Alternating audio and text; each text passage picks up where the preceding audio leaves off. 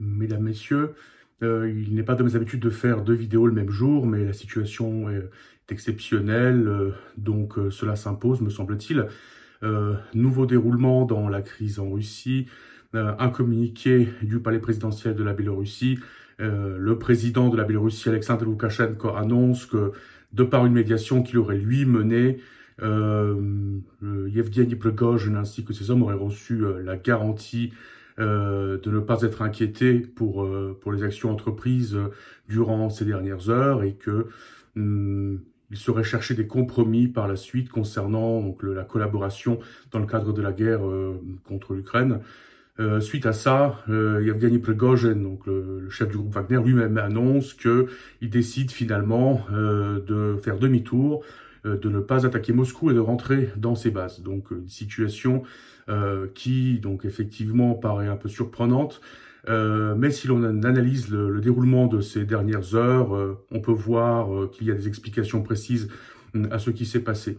Alors, d'abord, première chose, donc certains estiment qu'on a été finalement spectateur ou alors témoin d'une mascarade. Mais finalement, tout ça aurait été mis en scène par l'état-major russe, peut-être avec la validation de Vladimir Poutine lui-même. Alors, je pense que les éléments que nous avons à notre disposition, alors effectivement, nous n'avons pas tous les éléments à notre disposition, mais les éléments dont on dispose nous portent à croire de façon unanime qu'il ne s'agissait pas d'une mascarade, mais bien d'une tentative de coup d'État.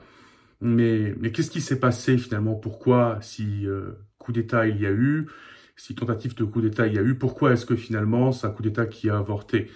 Alors on a assisté finalement à des scènes invraisemblables. Finalement ce matin, nous avons vu une vidéo où le vice-ministre de la Défense ainsi que son adjoint, donc deux généraux, le général Sourovikine et Alexeyev, prenaient le thé avec Yevgeny Prigozhin qui leur faisait la morale, et tout ça dans le quartier général de l'opération spéciale, c'est comme ça qu'appellent donc les Russes leur intervention en Ukraine, à Rostov. Donc ça paraît invraisemblable, parce que quelques heures auparavant, donc le général Sergei Sourovikine a fait une vidéo où il demandait aux hommes de Wagner de lâcher leurs armes et de ne pas participer à cette rébellion. Et quelques heures ensuite, donc nous avons finalement la chute du siège de l'état-major dont le rôle est de coordonner les agissements donc de l'armée russe, l'action de l'armée russe en Ukraine à Rostov aux mains de Prigozhin.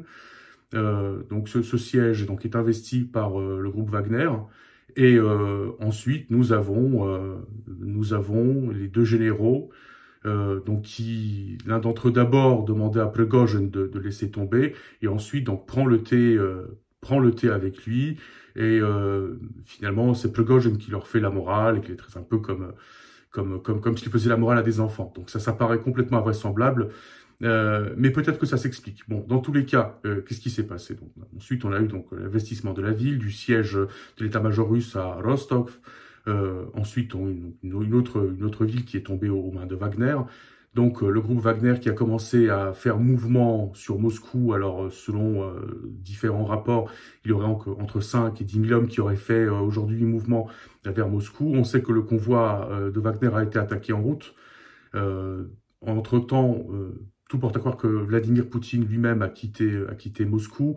Le maire de Moscou a annulé tous les événements qui devaient avoir lieu ce week-end dans la capitale russe. On a aussi décidé que la journée de lundi serait non travaillée. Donc on se préparait bel et bien à une attaque de l'extérieur comme de l'intérieur. Parce que finalement, on avait peur apparemment à Moscou même qu'il y ait déjà des agents infiltrés, donc de Wagner ou des putschistes qui commencent à agir de l'intérieur. Donc voilà, également demander aux gens de limiter leurs déplacements. Donc tout ça montre clairement que coup d'État il y a eu, puisque s'il y a eu des affrontements, donc si le convoi de Wagner a bien été attaqué par des hélicoptères de l'armée russe, si Moscou se préparait effectivement à repousser une attaque de l'extérieur comme de l'intérieur, donc coup d'État il y a eu. Donc ça ne fait aucun doute, me semble-t-il. Il y a bien eu une tentative de coup d'État. Mais qu'est-ce qui s'est passé? Alors, si cela se confirme, hein, évidemment, parce que L'histoire russe nous montre que les situations peuvent être dynamiques et avoir toutes sortes de déroulements. Mais effectivement, si tant est que donc Prigozhin a effectivement demandé à ses hommes de faire demi-tour, on peut penser que les putschistes n'ont pas été soutenus, qu'ils n'ont pas trouvé un soutien suffisant, que ce soit dans l'armée, que ce soit dans l'appareil de l'État, que ce soit dans le monde politique, que ce soit dans les autres services, sur le FSB, le FSO, le GRU, le VSR, tous les services russes qui fonctionnent donc dans la Fédération de Russie. Et donc si le coup d'État a été avorté, c'est que finalement ils n'ont pas eu le soutien dont ils auraient eu besoin pour mener ce coup d'État à bien. Parce que il ne fait aucun doute qu'on n'a pas affaire à un coup de tête de Prigozhin. Alors ça me paraît complètement exclu. Comme je le disais dans ma vidéo précédente, et c'est important de le prendre en compte, Prigozhin n'est pas quelqu'un d'indépendant. Le groupe Wagner ne lui appartient pas, il lui appartient absolument pas. Le groupe Wagner est fourni en armes, en logistique, en fait, tout ce dont dispose le groupe Wagner est fourni par la Fédération de Russie. Donc ce n'est pas un groupe indépendant, c'est un groupe qui a été créé par le GRU, donc les services secrets de l'armée. C'est un groupe qui a combattu là où la Fédération de Russie l'a envoyé combattre, donc dans le Donbass, en Syrie, de ce que l'on sait, en Afrique, donc depuis le début de la guerre en Ukraine, donc effectivement il se bat dans le Donbass et là où il est envoyé par l'état-major russe, mais c'est pas un groupe indépendant, donc il faudrait absolument pas confondre ce groupe qui est une création des services secrets russes avec des groupes militaires qui peuvent fonctionner aux États-Unis par exemple, où là eux effectivement sont indépendants, ce sont des groupes qui appartiennent à des gens qui ont investi leurs propres fonds et qui effectivement ont des fois des armées privées.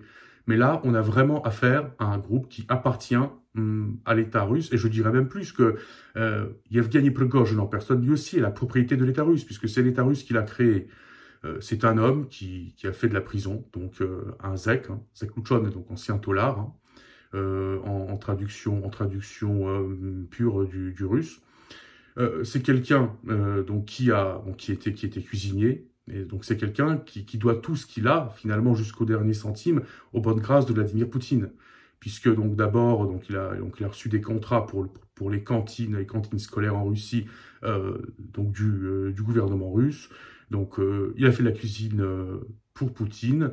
Et donc le groupe Wagner, qu'il a été amené à créer, c'est un groupe qui a été imaginé, inventé, créé de toutes pièces par les services secrets. Donc Prigozhin, tout ce qu'il a, il le doit à l'État russe. Donc finalement, lui-même est la propriété de l'État russe. Donc on peut très difficilement imaginer que quelqu'un qui n'ait finalement aucune indépendance, qui soit totalement dépendant logistiquement, financièrement de l'État, qu'il ait lui-même tout à coup l'idée de se vexer et de se retourner contre l'État finalement, qui l'envoie faire la guerre.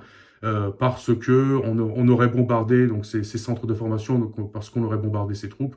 Donc il est difficile de croire que, de par une contrariété, Prigozhin aurait lui-même décidé de mener un coup d'État. Ça paraît invraisemblable et c'est impossible. Donc on a bien eu affaire à un coup d'État qui a été organisé par des gens appartenant aux aléas du pouvoir. Alors, qui exactement ça? On ne le saura peut-être jamais. Tout porte à croire que ce sont des gens qui remettent en cause la politique actuelle du gouvernement russe et la stratégie dans la guerre en Ukraine. Alors, juste par souci de clarté, ce ne sont pas des gens qui remettent en cause la guerre elle-même. Ce sont des gens qui estiment que donc, les méthodes appliquées par le gouvernement russe ne sont pas suffisantes et que il faudrait passer à des méthodes plus dures et pouvoir élargir le conflit. Donc aujourd'hui, ce sont des gens qui contestent la politique de Vladimir Poutine, qui estiment que cette politique est nuisible à la Russie. Donc ce sont sûrement ces gens qui ont organisé ce coup d'État, parce qu'on a vraiment eu affaire, ça j'en démordrai pas, à un coup d'État, sauf que c'est un coup d'État avorté. Alors, quant aux agissements des généraux Sourovikine, Alexiev, pourquoi est-ce que Sourovikine d'abord fait une vidéo en demandant aux gens, aux soldats, enfin, aux combattants du groupe Wagner de lâcher leurs armes. Ensuite, quelques heures après, il prend le café avec Prigozhin mais on peut supposer qu'il ait fait partie du complot et que finalement après il a décidé de retourner sa veste. On peut aussi supposer qu'il était forcé de faire cette vidéo demandant à Prigozhin d'abandonner son projet et qu'ensuite, à l'arrivée des Wagner au siège de l'état-major à Rostov, donc qui a été pris, je le rappelle, par Prigozhin, finalement quasiment sans aucune résistance, qui a décidé de retourner sa veste. Voilà, c'est une hypothèse. Donc on ne sait pas qui a pu participer. Donc le fait est que l'armée a fait preuve d'une grande passivité vis-à-vis des événements de ces dernières heures. Donc on aurait pu, par exemple, imaginer que tout de suite, dès que Prigozhin a annoncé sa marche sur Moscou vendredi soir, donc le 23 juin, qu'on demande immédiatement à l'armée de neutraliser le groupe Wagner. Ça aurait été plausible puisqu'on avait affaire à une annonce de sédition, de rébellion. Ça n'a pas été fait. Effectivement, donc l'armée a fait preuve d'une grande passivité vis-à-vis de Prigozhin. Donc tout ça fait qu'on peut supposer qu'une grande partie de l'armée, des officiers, soutenaient son action. Mais donc le fait est que bon, si évidemment rien ne change, eh bien on peut supposer que simplement c'est un coup d'État qui a avorté, puisque le coup d'État n'a pas été soutenu. Il n'a pas été soutenu par la société russe. On a bien vu que les moscovites, par exemple, ne se préoccupaient pas énormément de ce qui se passait. Donc, ils ont vécu leur samedi de façon totalement ordinaire et que finalement, les Russes, la population russe ne s'est pas forcément, ne s'est pas franchement engagée ni inquiétée de cette histoire. Donc, c'était vraiment quelque chose qui se passait au-delà de la société. La société ne se sentait pas vraiment concernée par ce qui arrivait. Donc, un soutien populaire qui n'a pas eu lieu. Et rappelons-le aussi, en août 1991, pendant l'attentat donc échoué du vice-président à l'époque, là aussi, donc Yanayev, le général Yanayev, le coup d'État a également avorté, ou voire surtout avorté, parce que les moscovites et les Russes sont sortis en masse dans les rues, à l'époque les soviétiques encore, parce que c'était encore à l'époque de l'URSS, pour protester contre ce coup d'État-là. Ça n'a pas eu lieu. Les Russes ne se sentaient pas concernés par ce qui se passait. Donc aucun soutien populaire. On peut aussi estimer qu'il n'y a pas eu de soutien nécessaire au sein de l'armée, au sein des services secrets. Tout ça a fait que le coup d'État a échoué. Mais personnellement, je suis convaincu qu'on a bel et bien eu affaire à un coup d'État donc qui a avorté. Donc, qu'est-ce qui va se passer? À quoi est-ce qu'on peut s'attendre? En Russie, on peut s'attendre à tout. Donc ça, c'est une spécificité russe qui fait que finalement, on peut s'attendre à tout. Mais si l'on pose quelques hypothèses, alors il paraît très difficile aujourd'hui d'imaginer que Vladimir Poutine, ainsi que son administration, pardonne les agissements de ces dernières heures à Prigozhin et ses hommes et qu'il le réintègre dans le dispositif militaire russe dans la guerre en Ukraine. Bon, le président russe a lui-même estimé que les agissements de Prigozhin étaient un coup de poignard dans le dos du peuple russe. Il a annoncé que tous les traîtres, donc ceux qui participaient à cette mutinerie, seraient très sévèrement punis. Donc aujourd'hui, on ne voit pas trop comment est-ce que le président russe pourrait changer d'avis et pardonner à Prigozhin, son ancien protégé, sachant aussi que la culture du pardon n'existe franchement pas trop dans la politique, dans la culture politique russe, pour être diplomate. Donc finalement, en Russie, soit on a le pouvoir, soit on l'a pas. Et si quelqu'un essaye de vous prendre le pouvoir, eh bien, il faut l'éliminer. Donc c'est un peu comme ça que ça fonctionne et toute l'histoire l'a montré. Donc aujourd'hui, un pardon de la part du président russe vis-à-vis de Prigozhin, ou alors de ceux qui seront identifiés comme ses complices, paraît pas très probable, disons, hein, voire improbable, voire impossible si Vladimir Poutine veut garder son pouvoir. Mais Vladimir Poutine ne gardera pas son pouvoir, parce que finalement, si une chose est sûre après donc 16 heures passées, c'est que Vladimir Poutine donc perd de sa puissance, perd de son pouvoir, perd de sa force, et finalement qu'il s'est réellement senti en danger de par ces événements. Donc il a quitté Moscou, hein, tout porte à le croire. Moscou se préparait à repousser une attaque. Donc aujourd'hui, Vladimir Poutine est fragilisé. Et rappelons ce qui s'est passé aussi donc il y a 22 ans, il y a 32 ans en URSS. Il y a 32 ans en URSS, lors du coup d'État de Yanayev en 1991. Effectivement, le coup d'État a été repoussé, mais Gorbatchev a perdu le pouvoir finalement quelques mois après, et l'URSS a cessé d'exister en tant qu'État. Donc, il paraît peu probable que Poutine arrive à garder le pouvoir, mais par contre, ce qui est possible, c'est qu'il quitte le pouvoir par la grande porte. Ça, c'est envisageable et ça paraît même probable. Exactement de la façon dont il a pris le pouvoir à Yeltsin en 1999. Poutine pourrait effectivement désigner donc son successeur. Il pourrait ne plus se représenter aux élections présidentielles, donc il y a des élections présidentielles en Russie en 2024. Et donc, il pourrait passer le pouvoir donc à son successeur qu'il désignerait, et donc effectivement quitter le pouvoir par la grande porte, donc comme ça s'est passé il y a 23 ans pour Boris Yeltsin. Boris Yeltsin qui a démissionné au 31 décembre 1999 et a remis le pouvoir au Premier ministre de l'époque, et donc ensuite le président par intérim, Vladimir Poutine. Donc ça paraît être un scénario possible, puisqu'on voit qu'effectivement donc les coups d'État, donc les agissements par la force, donc n'aboutissent pas à un changement de pouvoir, de régime en Russie. Mais ce changement de régime paraît bel et bien, faire partie d'un avenir proche, puisque Vladimir Poutine a fait preuve de faiblesse et semble-t-il qu'il fait preuve de faiblesse finalement au quotidien. Aujourd'hui, c'est plus l'homme fort qui faisait du cheval, qui faisait du judo, qui faisait du sport, qui conduisait toutes sortes de véhicules. Aujourd'hui, c'est un homme qui met quelques dizaines de mètres de distance entre lui et ses interlocuteurs pendant ses rencontres privées.